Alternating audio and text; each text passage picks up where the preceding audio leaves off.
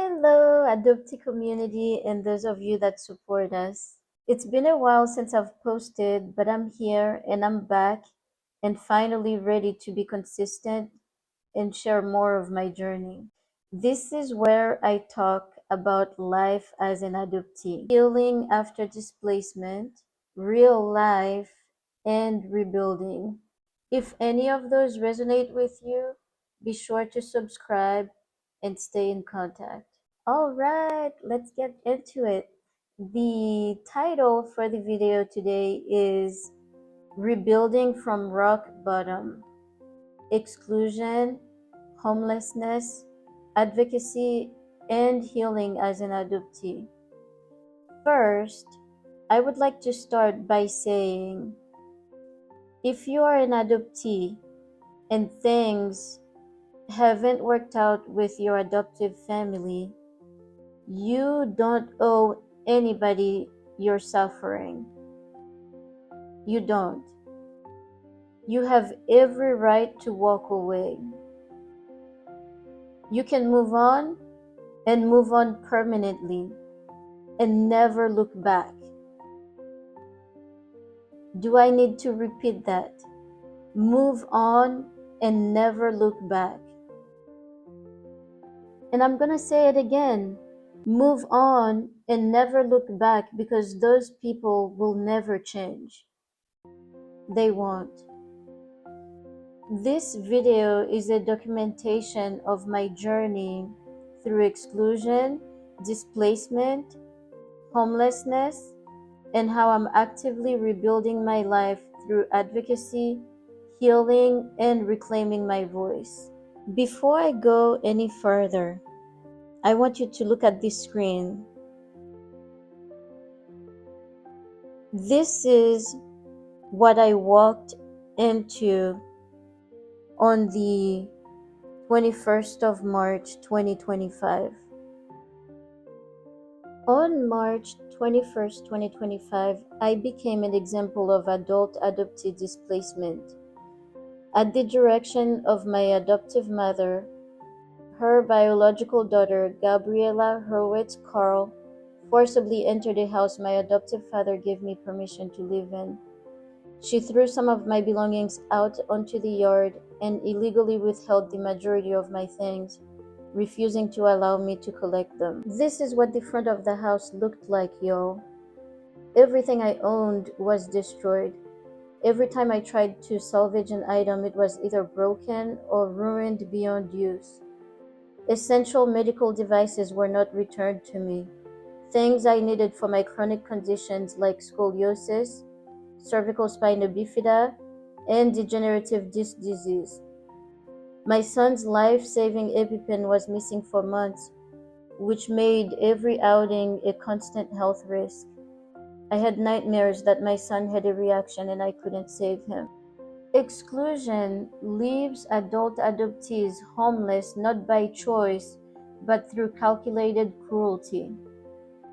I was dumped in the streets by Gabriela Hurwitz Carl with a toddler, left with nothing but 3 or 4 bags after a life of working hard to build something stable for myself. I went from a 4-story building to a 5-bedroom house to what you saw in the yard. Everything gone. It was devastating. The months of April, May, and June were some of the hardest of my life. I cried constantly, not just from the loss of material things, but from the years of manipulation and betrayal since I was adopted into this family. I experienced chest pain, and some days I felt like I would stop breathing. There are no words to describe the level of devastation I've experienced because of Gabriela Hurwitz Carl's actions. It's been insane.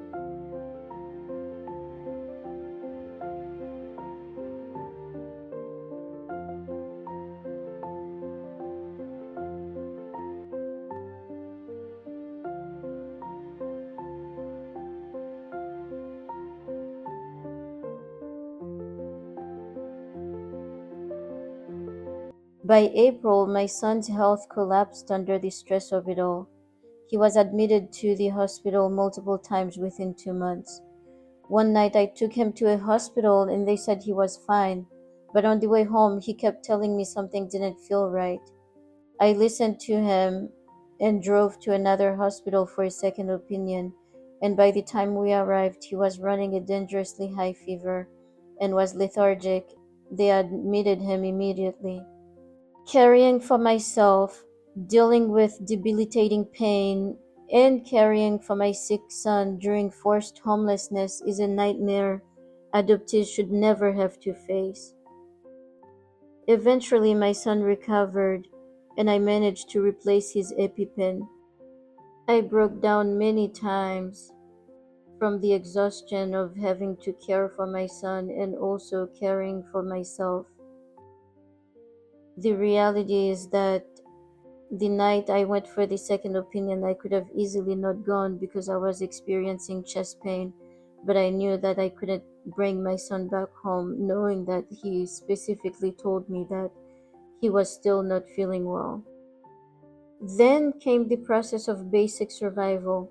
I had to start over without any clothing. I had 3 outfits to my name. With help, I slowly began to rebuild: a shirt here, a pair of pants there, and it allowed me to go out in the world again.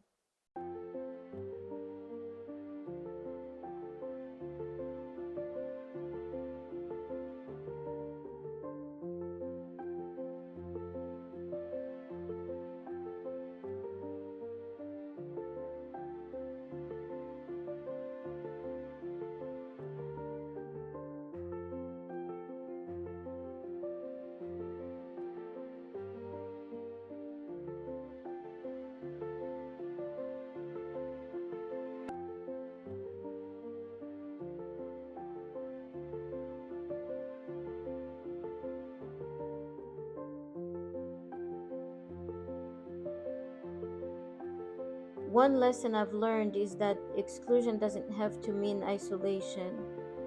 I began connecting with my community, attending events with my son to create positive memories after so much trauma. We went swimming, celebrated Pride weekend.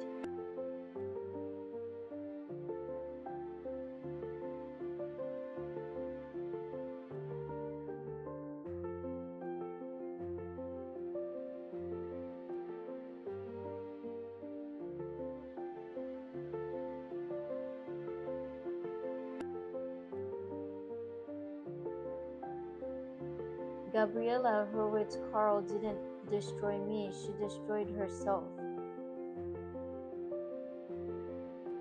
The universe has a way of balancing these scales. No one takes material things with them into the afterlife, but how you treat people, that echoes far beyond your lifetime.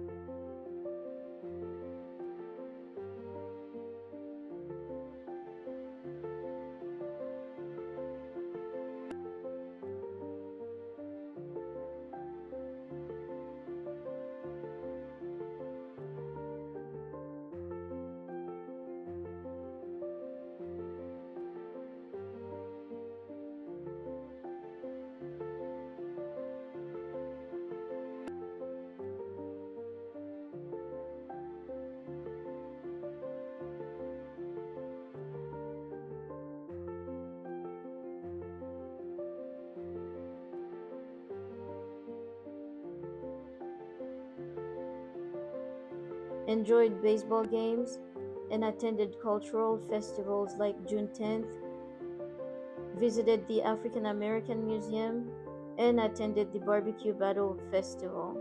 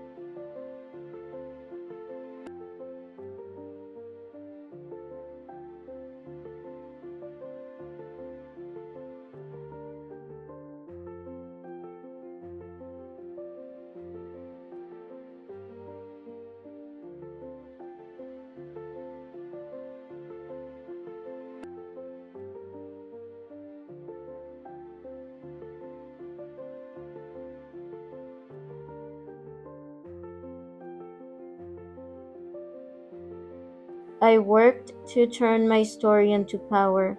I began advocacy outreach, setting up community tables, speaking about adoptee rights, and connecting with others who have been marginalized and excluded. I didn't stop building. I worked with clients, kept my skills active, and proved to myself that I'm still valuable, still capable, even when stripped of everything.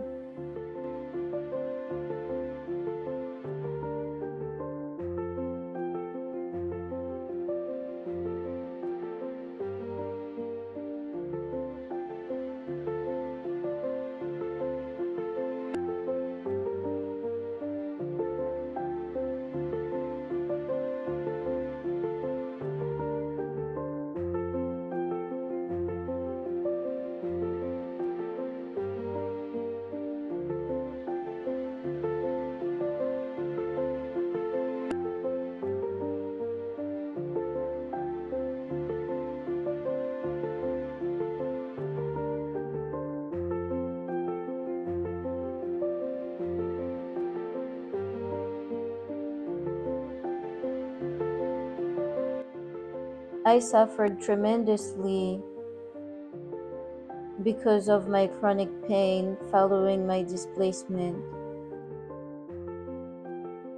I will never forget those days and nights, but I've been able to replace a few of my broken tools.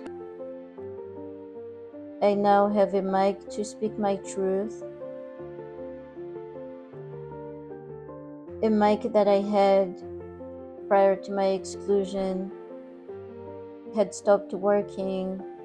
I thought it was broken, but it's because it did not have the proper charger with it. I got 2 new neck braces to manage my pain, healthier meals to keep myself nourished, and little wins like a water bottle reminding me to care for myself.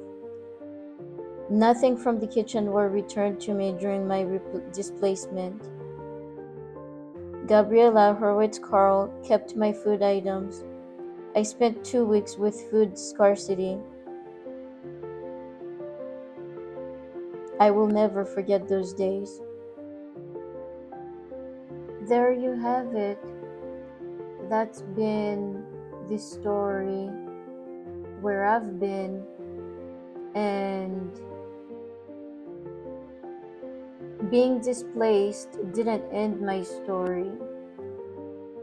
It started a new chapter. To all adoptees out there, if you've been displaced, if you've been neglected by your adoptive family, made to feel disposable, your life is still yours to claim. You don't owe them anything. You don't owe sick, manipulative, cruel, rotten people anything. Our healing is not optional. It's not a choice, it's a must. You must figure out how to move on and start healing from the trauma of adoption. If those people are not keeping with their promise, you are allowed to move on and heal yourself. Fear is not an option. Cowardice is not an option. Otherwise, you risk waking up and finding yourself in the shoes of Gabriela Hurwitz-Carl, because she drove more than an hour away from her house to go to the house that my father gave me permission to be in to throw my things out. Do you want to be that person? Do you want to be that person? Do you want to stick around manipulative, controlling people and be that person? I am going to leave it there. Thank you so much for watching. If you made it to the end, thank you so much. I'll be sharing more content on adoptive rights, advocacy, and healing, so be sure to check back with me. And if this resonates with you, like, comment, and subscribe to the channel. And remember, our stories matter, and telling them is part of our power. So let's heal, let's connect, and empower each other. See you in the next one.